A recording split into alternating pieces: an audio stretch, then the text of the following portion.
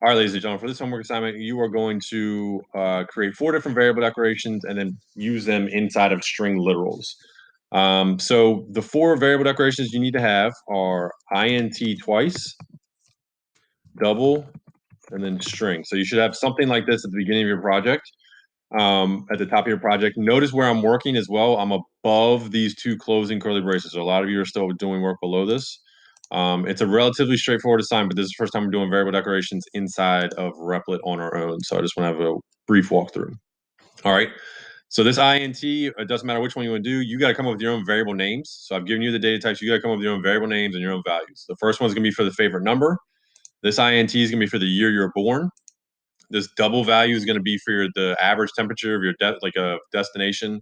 I'm not going to fact check it. I'm not going to make sure it's right, but I'm just looking for a decimal here. So whatever it is needs to be like 88.4 or 63.2 or something like that. It just needs to be a decimal, okay?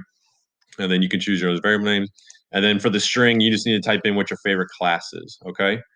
I'm going to go ahead and do a demonstration of one on how to incorporate them into the string literals, but I have to get rid of these because otherwise I'll get an error because I'm not going to give, I'm not going to set them all up. So I'm going to say favnum is 25, and then I'm going to start doing my print statement, which is system.out.println,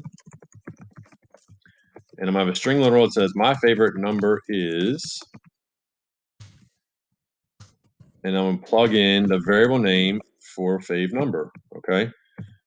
So when you're looking at your directions, I give you these sentences right here where it says my favorite number is, that's the string literal, okay? And then where it says insert favorite number or favorite number variable or insert year variable, that's where you have to do a little bit concatenating, which is what I did right here. When I add this plus sign, that is concatenation, okay?